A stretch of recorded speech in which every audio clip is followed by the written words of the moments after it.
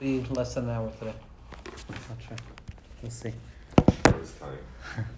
Okay, so Be'ezras Hashem, what we're going to discuss tonight as well is going to be from the Shirim on the Sefer HaKadosh Taras Chacham. So like we spoke about last week, the Taras Chacham, Rav Chaim de la Rosa, the Talmud Mufak of the Rashash. And what we didn't speak about last week, which I'm happy to bring up right now, is why the Rebbe's Beis Medrash is named Taras Chacham. Rav Yitzchak named his Beis Medrash Taras Chacham. There's a revealed reason, and then there's kind of a whispered reason, which I don't have actual kind of evidence from the mouth of the tzaddik, or even I've brought it up to Talmidim, and they mistaber, but they're not going to say yes or no. But the first reason is as follows. When it comes to being mechavein, when it comes to davening with kavanos, so there's different shitos in the Talmidim of the Rashash about what you're supposed to do during the time of Sfiras HaOmer. There's also a question of Shemitah, but specifically Sfiras HaOmer. And most of the Mikubalim, based on the language of the Rashash, imply that, or they follow the fact that you're not mechavein during Sfiras HaOmer. I believe part of the reason is because it's a zman of katnus, a zman of smallness, and a person is not meant to engage then, but although I don't know if that's the specific reason, the Taras Chacham, Rav Chaim de la Rosa, who, like we said last week, was such a Talmud of his Rebbe that he was able to even see through the creases of his Rebbe's eye when he felt that he understood what his Rebbe was saying in a way that other Talmidim didn't understand, which is obviously a delicate, idea, but the Taras Chacham paskin that you're allowed to be mechavein, the kavanos of the Arizal and the Rashash during Sfiras HaOmer. And because the Rebbe wanted to be mechavein, the kavanos of the Arizal and the Rashash during Sfiras HaOmer, so they followed and they named the Beis Medrash Taras Chacham so that they can follow the Hanhagos and the Mahalchim of the Taras Chacham. So that's the revealed reason, in order to enable the possibility of davening with the Kavanos in accordance with the Shita of the Taras Chacham. In addition, what the Taras Chacham brings out, and this is really important introduction, this is not what's discussed in this Nakuda, but it's an important introduction. The Arizal, like we said, describes an entire system that has a beginning, a middle, and an end, a hierarchy of sorts. There's upper, then there's something that's lower, then there's something even lower than that, then there's something even lower than that, and there's gradations and levels, highest to lowest, right? The highest is the highest, the lowest is the lowest, and there's a differentiation in between all of them. What the Rashash came along and revealed was that a person can look at the system of Kabbalah in one of two ways. A person can look at the system of Kabbalah as a million different moving parts, right? Each of them with different names, identifiable marks. Each one has its own halacha. Or a person can choose to see the Kabbalah, or to see the teachings of the Rashbi and of Moshe Rabbeinu, Rashbi, Arizal, right? All of the tzaddikim. You can choose to see it as less complicated and multiple. Instead of seeing a million different phrases, learn to understand the singular principles of the system, the rules, the basic rules, which are not innumerable. There's a system and there's a fractal nature to it. Everything is imitating itself. Everything is repeating itself. But you see they have different names and different identifiable markers and different labels. That's just the relative positioning in which the sugya is taking place. So instead of seeing it as a million different sugyos with a million different parts, see them as singular sugyos that are always the same, always repeating themselves, but they're repeating themselves at different quadrants along the map, along the system, and you just have to know what you're referring to at that specific moment. So it's not that there's different qualities. It's not that there's real differentiation between all these innumerable parts. They're all really very simple, but they take on different names in accordance with the sugya that you're discussing. Does that make sense? The idea of erchin. Erchin, exactly, right? Because the Rashash says in Hakdama, it's Rechovas Anahar. Rechovas Anahar, the Rashash wrote more than two svarim, but the Rashash wrote Nahar Shalom, which is basically a revolution to the Shar HaKavanos, to pre-Eitz Chaim. Like we said, what the Arizal saw is taking place from the beginning of creation till the end of creation, or from the beginning of a year to the end of the year, the Rashash saw is taking place in each and every bracha and each and every Shmon Esrei. The Taras Chacham comes along and says, forget that, it takes place in every moment that you're alive. And so there were a number of questions that were brought to the Rashash from Chachmei HaMa'arav, right? Different Mekubalim, different Talmidim who, not everybody was learning the derech of the Rashash. The Rashash was not the first Svardik Mekubal to interpret the words of the Arizal, so it wasn't accepted necessarily at first glance in the beginning. Now, Avada, the Rashash is the Gushpanka, it's the mark. There's only really one Tzaddik, one Svardi Mekubal who really tried to really argue with what the Rashash pointed out. That is Rav Malko in the Shemen Zayas Zach. Shemen Zayas Zach was a sefer that was built upon asking kushios and trying to answer questions on the Rashash. But what the Rebbe, what Rav Itchemeyer done, and what his Talmud, Rav Shmuel Ehrenfeld, have done is shown, obviously, that all of it is within kind of the singularity and the unity of Torah. It's not actual machlokes, but rather it's two opinions that give birth to a higher understanding, which leads us to really understand the value of the Rashash.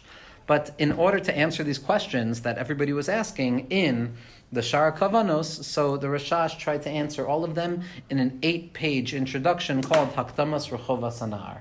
Rechovas Hanahar, each daf has like 3 folios to it, so it's like Aleph, Beis, Gimel, and so it's a number of pages, but it's miyuta kamis b'riboy ha'echos. It's miyuta machzakas ha'meruba. There's an insane amount of content, and as the Rebbe has shown over and over, it is the kernel of really everything that the Baal Shem Tov HaKadosh and his Talmidim and the Gra, the Ramchal, are all coming to say. The Rebbe's Beis Medrash from Monsey actually just put out a tremendous 2-volume set with all of the Rebbe's shirim on Rechovas Hanahar being masbered in such a way that B'Pem Maleh, it's harder to not understand than it is to understand. The writings are so incredibly clear and so descriptive. Rav Itchemeyer, they just put out Rav Itchemeyer's Svarim on this, and his Talmud, Rav Shmuel Ehrenfeld, put out a sefer years ago called Yerucha Im Shemesh, which is like essays on the Rashash, and that also. So I would recommend, if anyone's interested, Yerucha Im Shemesh, and then Hakdamas Rechovas Hanahar. In Rechovas Hanahar, what the Rashash explains is as follows. And the Rashash deliberately did not want to go into a language of necessarily yichud or avoida. He explicitly states that. He says, obviously everything is about avoida, but I'm coming to explain the klalim. I'm coming to explain the general principles. In fact, he says, I was once forced to look at some of the svarim written by other mekubalim, and he almost tore kriya. Now, what we know, at least in everything I know, only comes from what I've read in the Svarim really of Rav Itchemeyer and his Talmidim, is that what the Rashash was referring to is Kasa Arura. He was opening up books that were dealt with by other Mekubalim from Shabtai Tzvi and his Machaneh. There was a Mekubal who lives in our generation that wrote that the Rashash was talking about the Ramchal, Chas v'Shalom, and what Rav Itchemeyer said, he says, someone said the Rashash tore kriya about reading the Ramchal, Chas v'Shalom. I tore kriya about the fact that there's someone who claimed that the Rashash tore kriya about the Ramchal, Chalila. So we know that the Rashash was very much invested in the Torah al pidarcha avoida, but what he was trying to do was be mevar, to be soil the derech, to clarify all of the confusion and to clear a path that would enable, like we said, the Torah of Chasidus to come into the world. In that place, in Hakdamas Rechovas Hanahar, so there's a klal where the Rashash says as follows: Hakol tali be'erche hakinuyim bilvad. Everything is dependent and contingent upon the relative terms that are applied to the concepts in this moment. Erche hakinuyim means the relativistic perspective of what Kabbalah is talking about. Meaning to say, if I'm looking at Zer Anpin or Tiferes from one perspective, so then it's going to be considered full. If I'm looking at it from another perspective of Chachma, then Tiferes is going to be considered broken, L'dugma. If I'm looking at the world of Bria, so the clarification in Bria is going to be very clarified in the world of Bria. But in relationship to the world that's higher than it, the Zakta Arizal, it's Mefurish, that the Tahara of the lower world is Klipa in the higher world. Meaning to say, and we know this cloud, that Ani v'ayin, Malchus and Keser, are interconnected. The Malchus of the higher world, which is the last level of the higher world, becomes in and of itself the highest level of the lower world. So that there's a chiluf, there's a transition taking place, and we see that things can be referred to by multiple phrases. So Erche HaKinuyim reveals that really every point along the coordinates of the map of study, or engagement, or tefillah, or avodah, can truly be seen depending on the position of the sugya you're learning. Now, obviously, this has to be done very delicately, because to apply that concept of the relativistic positioning, so there's no end to, I can say, oh, this means that because I'm looking at it from this perspective. Now, the Torah's Chacham takes the klal of Erchin to the farthest degree imaginable. Through the klal of Erchin, the Taurus Chacham opens up sugyos that no other makubal, no other tzaddik was touching. Like we said, he quantifies it. He multiplies. He creates manyfold particulars that allow us to find more and more opportunities for yichud and for kedusha and for connection to Hashem, where other mikubalim would never speak about.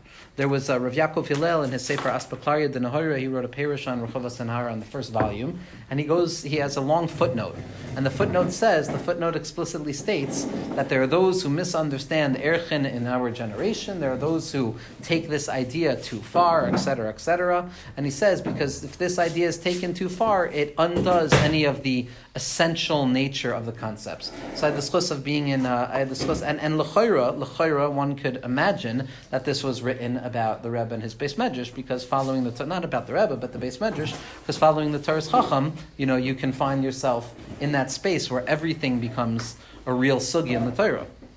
I had this chus of being actually in Rav Yaakov Hillel's Beis Medrash before I was zocha to come to the Rebbe. It was a trip that I had like 5 years ago, and I asked, because the Aspaklari Denaira of Yaakov Moshe Hillel's Perush on Rechuvas Hanhara is just the clearest thing ever. It was only on the first 2 dafim, but it was absolutely pristine and clear and defined. So I said, who was this footnote about?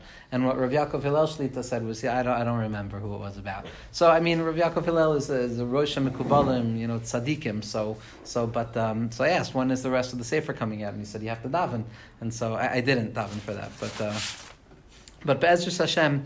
So one of the reasons that the Rebbe is referring to his Beis Medrash as Taurus Chacham is because what the Taurus Chacham is really doing is expanding the parameters of Yichud to an extent that really nobody before him came to do. Because through the klal of Erchin, if I allow myself to properly and carefully utilize this the relativity inherent within studying the Arizal and the Rashash, when I'm looking at Malchus of Malchus, when I'm looking at the lowest possible iteration of the system, or applied to a psychological experience, the lowest part of my experience in this world, through the klal of Erchin, I can learn that in truth, all I need to learn how to do is see this circumstance differently. It's not about needing to change the circumstance. If I need to change the circumstance, there's that hierarchy between above and below. But if it's just about reorienting myself towards what is present right in front of me right now, which is what relativity is all about, then memela, I don't have to go anywhere in order to find the fixing. I just have to learn to look at the brokenness in a different way. And that opens up the possibilities of really understanding how the Rashash is the bridge directly towards Hasidus, because every moment in front of a person contains everything imaginable with the proper eyesight. So I believe that this opening of the yichud that allows us to see everything in everything, the Leshem Shoev Achleima, who also, not surprisingly, but as a Lithuanian makubal, utilized the Rashash in an extensive degree. He didn't necessarily feel the Rashash was the final halacha. He felt the Gra was the final halacha, at least in his understanding of it. But the Leshem, when he talks about the Taurus Chacham, he says, without the Taurus Chacham, without Rav Chaim de la Rosa, we have no grasp of any of these concepts. And so Rav Chaim de la Rosa creates all of these particular systems, partsufim, pratiyim, individualized partsufim, which can be seen as metaphysical whatevers, but the Leshem comes along and says as follows. He says, and what are all of these innumerable partsufim pratiyim and the pratiyim and the particulars of particulars, to the extent that he has a Lashon as follows. The Leshem has a Lashon that haprat hayoter mefurat sheyachol aparit. The lowest particular, the most particularized particular that can potentially be particularized, meaning the lowest imaginable spot, like the Balatanya says in Parak Lamed Vav, the lowest of the low. That's what we're talking about. The spitz of Yerida. The spitz of Yerida, like Rabbeinu talks about in Torah Yud Beis and Chelek Beis, of Aye Mekom Kavodo, where a person finds themselves in those places, even there. So what these tzaddikim do is they open it up for us and they say, no, HaKadosh Baruch Hu is right there with you. And that's why we can see the Taurus Chacham is going to say, so what does the Leshem say? What are all of these partsufim pratiyim? They're kol ha'ishiyim michol ha'doros, v'chol ha'ma'oirish shekol ish v'ish. These represent souls, personalities, selves, individualities, us, subjects, and each and every one of their own individualized experiences. And Mamela, right then and there, you are now able, based on a makor, it's pshita hi lama likra. You don't necessarily need a source to give you permission to do this, but everything that the Arizal says, the Rashash says, the Taurus Chacham says, can now be equally translated onto a psychological register in terms of how the individual lives their daily human life. And I believe that that's one of the reasons that the Taras Chacham, the Beis Medrash, is called Taras Chacham, because it really opens this up so much. So let's look at what the Rebbe is going to be sharing in this shir, on this inyan in the Taras Chacham. So we're not going to go into the pratim of it, but we'll talk about the derech ha'avoda of it, and we'll trust, obviously, that it's built on the explicit text itself. Lahavin ha'dvarim al derech ha'avoda. In order to understand these things by way of experience, by way of living, Kvar ba'u divreinu la'el. We already brought in Siman Kuf Yud Beis. This is Siman Kuf Chaf Zayin that we're in. Already in Siman Kuf Yud Beis, the Rebbe brought this down. Al pi hanoide mishmei de Rabbeinu HaKadosh tzchusi yagan aleinu. We know something in the name of Rabbeinu HaKadosh, of Rabbi Nachman ben Fega. Shemin hashamayim ein marim loy la'adam ela psia achas hasmucha elav levad. All that is revealed to an individual from Shamayim is the next step. The next step in front of them. That is all that is revealed to the individual in life. The next space that I have to move myself in this world. V'yoyter mizeh ne'elam mimenu. And more than that, more than the next step, more than doing the next right thing, everything is concealed. Ad ki eino yodea be'ezeh derech malichan oso. To the extent that a person walks around in this life, if I think past the next moment, I'm already feeling as if I have no idea where this is leading me. I have no idea where this is taking me. Kilo yuchal liros ha'sa'aretz. I can't see the land. I can't see anything stable. I asked Rebbe Akiva Erlinger Shlita, who's one of the Rebbe's Talmidim Mufhakim, I wanted to do a Chanukah Sabayis in my house, in my apartment. Hopefully I still will. We didn't buy it. I said, but we're renting. He says, the Chanukah Sabayis is about being makdish, a place to avodas Hashem. And then at that point I said, Rebbe Akiva, I have an attic. He said, if I didn't have an attic, about himself, he said, if I didn't have an attic and a place for myself, I would not have been zoicha to anything in avodas Hashem. Rabbeinu says in Mefurish, he says every person needs a bias and an aliyah, meaning lav dafka an attic, but a place to be misboded, a place to have your own most experience. So I asked Rabbi Akiva, can we do it in like 2 weeks? And Rabbi Akiva's answer was, I can't think, in Hebrew, I can't think about anything that is not right in front of me. And this is not a person who's saying that out anxiety. This is a person who's saying that out that ein marin lo min hashamayim ela psiyaha, the next step. That's all that's being revealed to a person. והגם שטבע האדם להיות חפץ מאוד לידע דרכו ותכליסו מתחילה ועד הסוף, and even though it is a very natural human desire, it's a very natural human need, in fact, to know what their path is going to be and to know what their tachlis is from the beginning to the end. That could be both for an illuminated person who wants to know what they're doing in this world, but think about it from the perspective of what I know most is anxiety, right? The answer to all anxiety would be to know what I'm doing, to know what the next step is. And with that, a person wouldn't need everything else in the world that we try and use to protect ourselves. Im kol zeh, nevertheless, Kach Allah b'ritzoyna ha'elyon listoim arubos einei ha'adam ha'tachton haba el ha'kodesh levakes Hashem. This is how Hashem decided to fear the Welt. Hashem wanted to run the world in such a way that the eyes of the individual who comes to serve Hashem in this world, to seek out Hashem, their eyes are going to be closed off and they're not going to see more than the step in front of them. Leval yira zulas psia achas levad. To not see anything but the next gesture in their lives and their avodah. Umidai hilucho mipsia lepsia yairu enav bipsia hasmucha alav.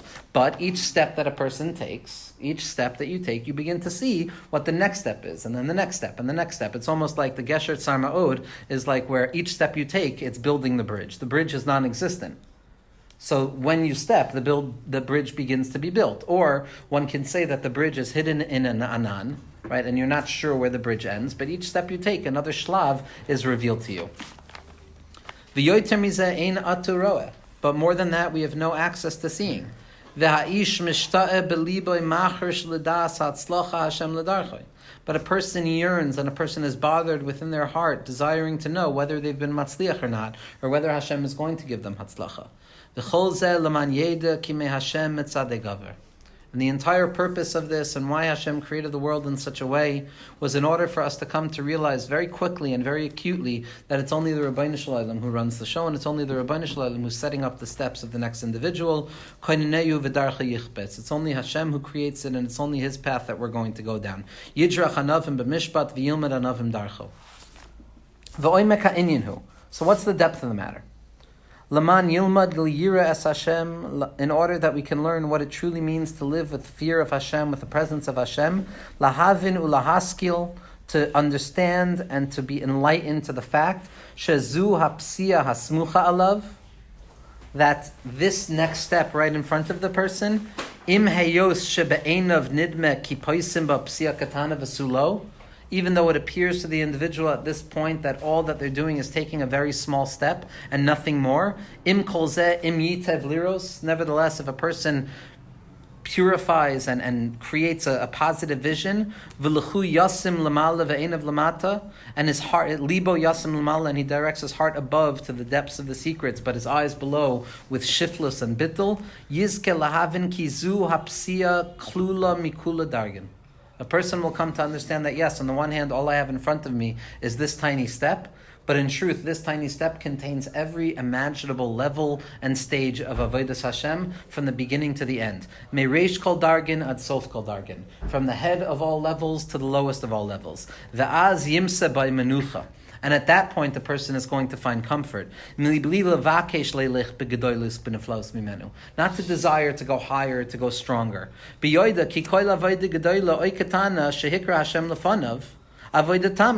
That anything that Hashem has placed in front of me, whether it appears to be big or it appears to be small, is a perfect avodah. It's an avodah tama, she'ein achareha avodah. That each and every moment I have to see the next moment as if this is it. There's nothing more that needs to be done after this moment. That the moment in front of me, the step in front of me, is koilel kol hadargin. There's nothing that remains afterwards. Deklula hi bepratiyusa meiroish adam kadmon ad seifa asiya. That every nekuda katana contains an akanabiyah, an adam kadmon, atzilas, bria, yitzira, and asiya. Everything. Hakol hu bakol, as the Leshem Shmuel Chalema says. Everything is in everything. Or like we said last week in the name of the Baal Shem Tov HaKadosh, ha-toifes chelek min ha'etzem toifes et ha'etzem kulo. Someone who touches a part of the essence is in truth grabbing the entirety of the essence, because the essence is folded into every part. Ubehayoso kaveya umiyached libo va'avadaso bo. And when a person is kaveya, a person allows themselves to live with this next moment in front of them. Not to approach it through arayus, as if, this is temporary, but there's more afterwards, but he's kaiveya, and he unifies his heart to serve HaKadosh Baruch Hu in that moment. Yizke lahashlim al yada levad kol melech hashamayim. Through that activity, I rectify everything that needs to be rectified. Uliyached bakula dargin iloyin v'tatayin b'yechidu shlim. And then at that point, I can unify the higher levels and the lower levels in a full unity, ad she'ein achrei ha'od avoda klal, to the extent that there's no avoda afterwards. Yeah? You mentioned a few times the next step, but what I'm understanding is it's this step. It's not the next step. It's the step that I'm in. It's the one that I'm living. It's the one that I'm in right now. It's the one that I'm in right now, avada, absolutely. But the way, the lashon is al pi hanoida mishmei de Rabbeinu Hakadosh shemin hashamayim ein marin lo la'adam ela psia achas hasmucha elav levad. Meaning there's the position that I'm in, and the shlav and the next step that I'm trying to get to. What's now? What? What's now, basically? Ma'achshav. Ma'achshav, right? Because if I'm present in the, this will already go into the capacity to actually be present in the moment, or whether everything is perpetually always future-oriented. I would say from the Rashash, from the Torah's Chacham, right? We're not talking, in Chassidus you see much more of a cultivation. Not that it's a difference, a cultivation, especially in the Piyasetz Nereba, Hashem Yimkom Domo, and the Magid, right? That it's about being mavatal oneself to find dveikus in this moment completely. By the Mikubalim, like we saw last week, it's erche hakinuyim, meaning there's a perpetual aliyah, because by the Mikubalim, not that the Hasidim and the Talmidim of the Baal Shem Tov didn't see this, but there was work to do. There was more work to do. So it could be that it's from the perspective of where I'm at right now, what the next shlav in front of me is. Right? It's the same thing, like Bnei Yisrael have to be mamshich moichin from the parts of above them. Right? There has to be, the moment a person thinks there's shalom b'tachlis hashleimus, and that there's no step afterwards, at that moment the person is no longer in avodah. That's a terrible thing. So I think it has to be the perpetual unity, as the Rebbe says elsewhere, between bittul and hishtoikikus. Bittul with regards to this moment, where I believe that everything is here right now, and hishtoikikus with regards to the next moment, which is, what do I have to do next? So the wheel is always moving. B'vadai. Because Hashem is always infinitely removed by one step. I feel like it could potentially be a little bit dangerous reading this, because it could almost seem from this that it would be better for one to kind of just be in a meditative state all the time, concentrating, maybe contemplating like Yechudim, Shem on Hashem, and not really doing anything. So how do you get from from this to hishtadlus. So this is meaning how do you move hishtavus or hishtadlus? Hishtadlus. Like from Hishtadlus, this right. to- Right. So hishtadlus, I think that's exactly what we're talking about. That on the one level, mitzad echad, I have to be mevatel myself betachlis, and bittul Right. is, in this moment, everything is here. But at the very same moment, I have to have hishtaikikus, which is I also want to get to the next moment. And the way we do that is, you're right, it's about yichudim, whatever that means for a person. Right. But yichudim, what does a yichud imply? A unification of something that was previously separated. Right. It's an activity of sewing things together. It's never Echad Haya Avram doesn't mean that Avram beheld a world that was unified and that it demanded quietude in the face of all things like some other religions or paths speak about. Avram was an activist. Avram Yehudim for Avram, Echad Haya Avram was that Avram is perpetually trying to sew together the tear at the core of reality. So it's not. It's always to having that dual pulsation at the heart of avoda, and it's a stira, but it's a stira that we balance of bittul and hishtaikikus. The So- word avoida is basically doing it. The avoda is doing it, It's doing it. and then you feel that it's good, and then it's doing it again. So you can say like also like the kol dargin includes within it also the doing. Bevadai, koilol Right. kol dargin, all dargin in the end of the day are still just trying to be chayzer back to Orin Sof. Right. Orin Sof is not included in the dargin. That's Right. not dargin. Right. That's the source of all dargin. Right. Everything is about being davuk b'ma'atzil, Right. connecting ourselves to the source. But the Rashash, more so than anyone, addresses this fear of what happens when you come to the finish line. Right. And the answer is that all you find in front of you is another infinite gradations Right. of growth, like we see by Avram Avinu in this week's parsha, Yoshev Pesach HaOhel. Right. That after reaching the 50th shar, what is revealed to the person is that, wow, there's 50 sharim above me. Right. Ad Ein Sof. But you're absolutely right that it does have to be held delicately. This is something that the Rebbe, I believe, comes to be magdish. It's mufurish in all of the tzaddikim. There's no tzaddik that's ever going to tell you to sit idly by in a state of yichud. Right. Even if a person is reading that. Meaning, in that moment, yes, but it's never to be mavatel, the avoida of yigia and aliyah. Right. Never. But the Rebbe, with the awareness of the danger inherent within that type of perspective, where a person can say, I've chapped atzmas, I've chapped everything there is to chap, the Rebbe's Torah is very much about clarifying this and realizing that in the end of the day, kedushasi l'mali mikdushaseichem. HaKadosh Baruch Hu's holiness is above and beyond the holiness of creation. Meaning, even when we reach the highest possible apex of avodah, we are still deficient in relationship to our relation to that which is perfect. And so it is a perpetual, ever-moving path, and will never, ever reach a full unity to be on the level of the infinite. We might become subsumed within the infinite to the extent that language can no longer even, Chabad, Hasidus has pushed language to its very limit, right? To its very limit when they get to these places. It could be this dargin where we'll get to a place where language is no longer possible, like Rabbeinu talks about very often in terms of shtika, but it's never because the human being has merged with the infinite. Adarabba, there's no klipa greater than the assumption that a human being can be perfect. The Rebbe says in his mimer on Or Zarul at Tzaddikim about what it means to be Mekusha to a Tzaddik, and that the Tzaddik is really just a Shadchin and about Tefillah, and never Chas v'Shalom to be Medavik to the Tzaddik themselves, but rather to the Ruach HaKodesh, that Shoira on the Tzaddik. It's a fundamental mimer. Mir Hashem will be zocha to learn it. It's called Amich Kulam Tzaddikim. It's called Or Zarul at Tzaddik. It's in Yam HaChachma Tafshin Ayin Beis, from Rav Itchemeyer. From Avicii Morgenstern. They translated it, actually. It's on HebrewBooks.org. If you search for it, you can find this translated mimer. I think it was Rav Mika Golshevsky who translated it. But the entire avoida, what's the avoida of tzaddikim? The avoida, and he's quoting, the Rebbe here is quoting one of the Balei Tosos, actually. He says, in the first Beis HaMikdash, the Klippas back then, okay, they were shver, they were bad behaviors, they were terrible, but it wasn't, so miserable. Second Beis HaMikdash also wasn't so miserable. After the second Beis HaMikdash, right, what the Klippa was that they came and took a Jew, and they said he could be perfect. And that's the groisa klipa in the world, and for that reason, you need all of the tzaddikim to perpetually remind us that no human being and nothing can ever be perfect.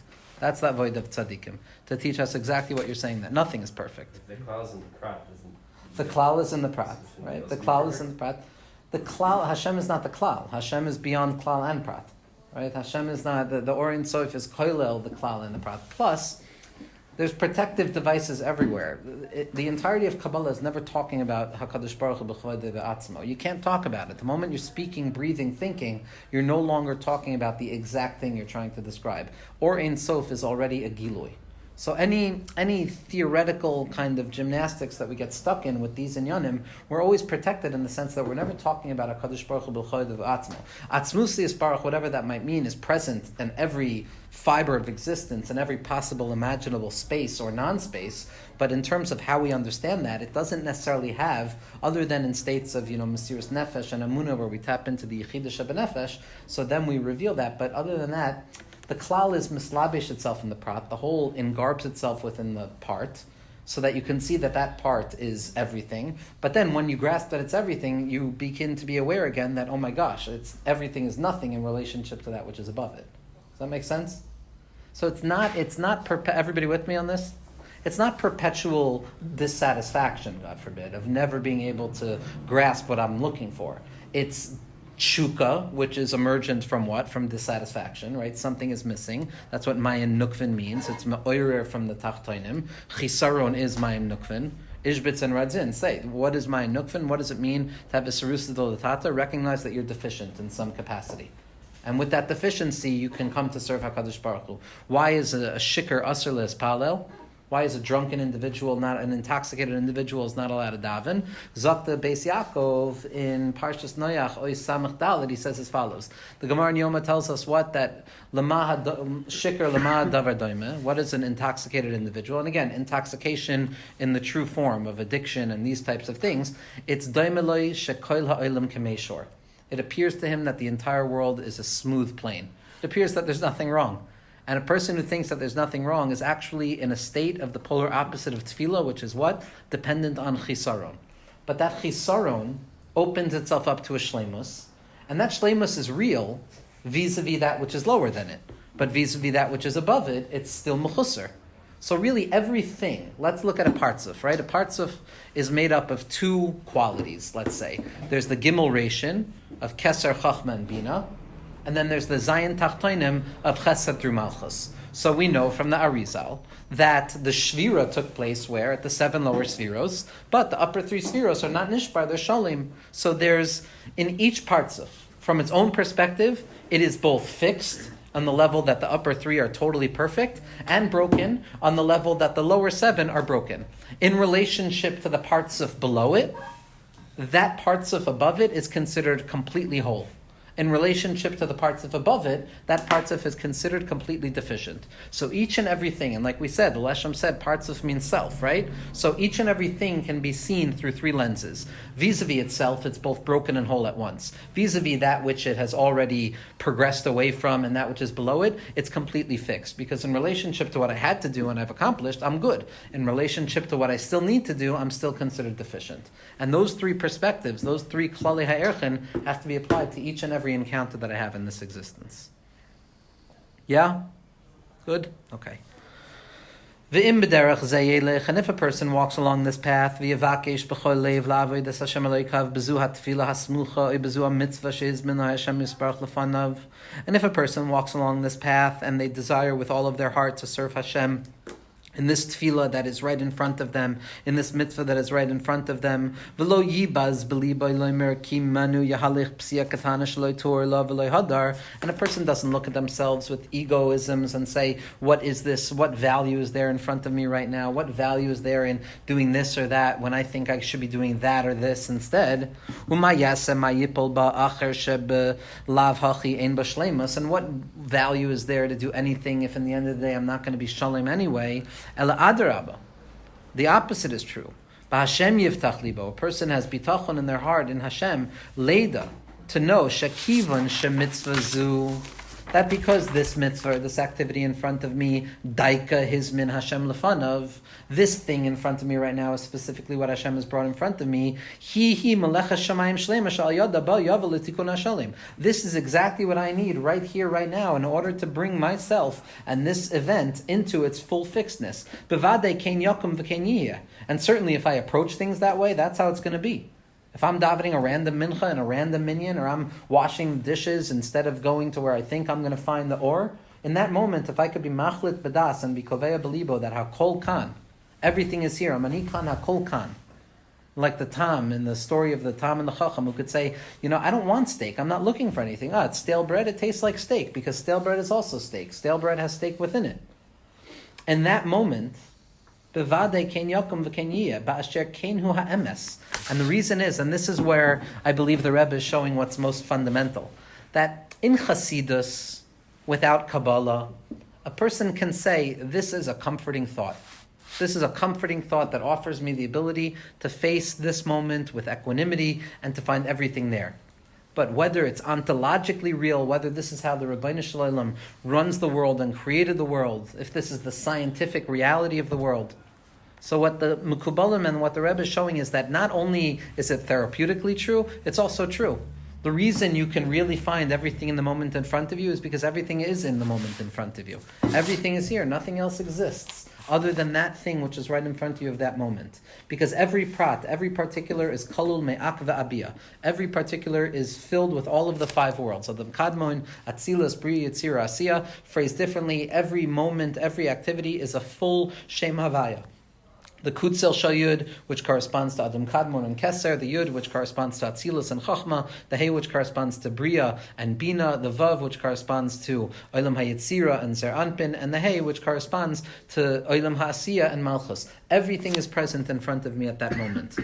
That's what it means when Chazal say, Olamecha tira b'chayecha, see your world in your days. See everything in the moment in front of you. Va'avram zaken ba b'yomim. Avram took advantage of every single step in front of him. Yom there is just a time measurement, but it doesn't mean a 24-hour period. It means the moment in front of the person. Hayom in Bekolo Tishma'u. This is present in all of Rabbeinu's teachings. In this thing, right here, right now, I have to find the Ribbono Shel Olam. Vim yatapes viala, and if a person engages and ascends, ba'ak va'abiyah da'apratahu, and they move through the fullness inherent within this part, yizke lios nidvak b'ma'atzil lefum shira delibe. At that point, the person has the ability to be davuk to the ma'atzil, to connect themselves completely to the Ribbono Shel Olam in this particular moment, according to the conjecture of my own heart. Now, this conjecture of your own heart, one of the most amazing pieces in the Zohar HaKadosh, that Noida B'Sharim Bala, what does it mean that he is known in the gates through the name of his wife? Right? It's a woman of valor. So Noida B'Sharim Bala, her husband will be known in the gates through her, which is a reversal of gender norms, so to speak, right? But the way the Zohar HaKadosh brings it, and the Rabbi Nachman brings it in the first piece in Sichos Haran, Kol chad lefum shira delay. Noida b'sha'arim bala. What does it mean? The hearts of that her husband is known in the gates. Sha'arim are shiura and liba. The shiure de liba. Each and every person's conjecture in their own heart, their own subjective apprehension of the Ribbono Shel Olam. In that moment, I am there. The other person is holding by a different avodah. That person's holding differently. That person's hasag of Hashem makes me feel like a koifer. Okay. According to that person, I'm a koifer, but according to myself, this is my hasag of the Ribbono Shel Olam right now. What? What's the Bala? Noida b'sharim Bala. Bala, the Zohar HaKadosh doesn't. Bala is the individual. Noida b'shira delay. That each and every Hashem is known in accordance with the conjecture and the subjective experience within the heart of each and every individual, which again is only possible through the Klal Ha'erchen. Because if there's only one kavua way of a person grasping the Ribbono Shel Olam, then you either have it or you don't. But if there's infinite ways of grasping the Ribbono Shel Olam, then each and every person from their particular position are grasping the Ribbono Shel Olam. This is what we see, La'asad Lavo, Zeh Hashem Kivinu Lo. Each person is going to point, Rav Tzadok HaKohen says, why is it going to be a circle? Because from a circle, every point along the circle is equidistant to a center, which means that I thought I was farther, that person was closer. In reality, I'm the only thing that exists. Everybody else is just periphery in my world. And each and every person has the ability to be masik the Ribbono Shel Olam in their own way. V'zehu v'yere love Hashem levaker esachoy leba. This is what we saw in the last week's parsha, that Hashem appeared to him, the Shem Havaya appeared to him, in order to come and to be mevaker cholim. Shekvar noide maimer adonenu maran HaBaal Shem Tov HaKadosh nishmasa begin zeimarim. We already know the statement from the Baal Shem Tov HaKadosh, his soul which rests in Eden. Shekoil harefuos laman mepasuk vayikra el Moshe. The Commander Rebbe brings down in Heichal Bracha that all of the refuos that the Baal Shem Tov understood, and the Baal Shem Tov was a medicine man.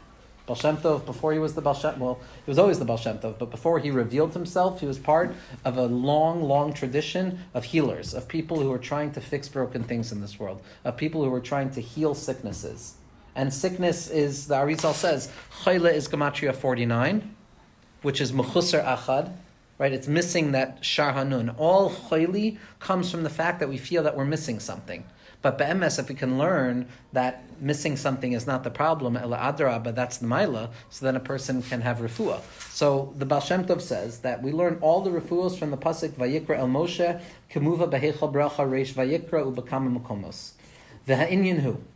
The takef kad azir garme levatal atzmei b'fnei koine b'bittel gamor da'ayin beside aleph zeira devayikra. That immediately, when he was mavatal himself completely in the face of the Rabbeinu Shloim with the complete and utter self-nullification in the aspect of ayin, of nothingness, which is hinted to by the small aleph, an aleph which represents the Pele Elyon, which makes itself small. V'yeda belivo shakol avoida katana oigadoyle sheizman Hashem lefanav he tikuno hashalim, and he understood that every single thing in front of me right now, if Hashem brought it in front of me, this in and of itself is the full tikkun. V'ya'amin kibat daika nira Hashem elav, and he believed that it's specifically this way that Hashem is going to reveal himself to me. Yizke memela l'refuah shlema b'gufa b'nefesh. Ach toy v'chesed yidefunim kol yimei chayev. V'yizke le'elech chayil mechayil ad ki yira el Eloikim b'tzion. So it's through this perspective that enables us to go mechayil el chayil.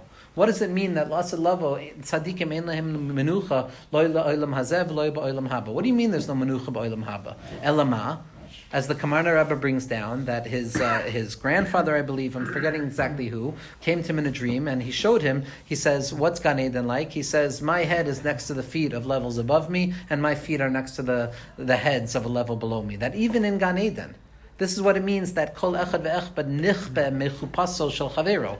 Each and every person is going to be a little bit scorched, singed by where the other person is. What dargan are there? La'asad lavo. Elama, there's always dargan. Even in tikkun, there's dargan. Elef hashvi'i just means now we have to get to the elef hashmini and chi and asiri. And in asiri, the mekubalim stop talking. Because in asiri, at the 10th millennia, the Ramchal says, based on the Bris Menucha, it's stima sapeh, but it doesn't mean it's over. It's never over. It's never over. A Yid has never ever reached the darga that they feel, that the rest of the world feels that a person is capable of reaching. Because we know, like Rabbeinu would say, we know how gross God is. We know how big the Rabbanu Shloim is. The Rabbanu Shloim is gewalt big, Rabbeinu says. And Rabbi Nosson writes that he was marich begadol. He spent a lot of time saying the word gadol. Because the bigger the Rabbanu Shloim is, the smaller we have to understand our avoida, and in the smallest avoida we can find him. To end with this one, there's a Maisa. The Maisa, it's printed in the back of Sipurei Maisios.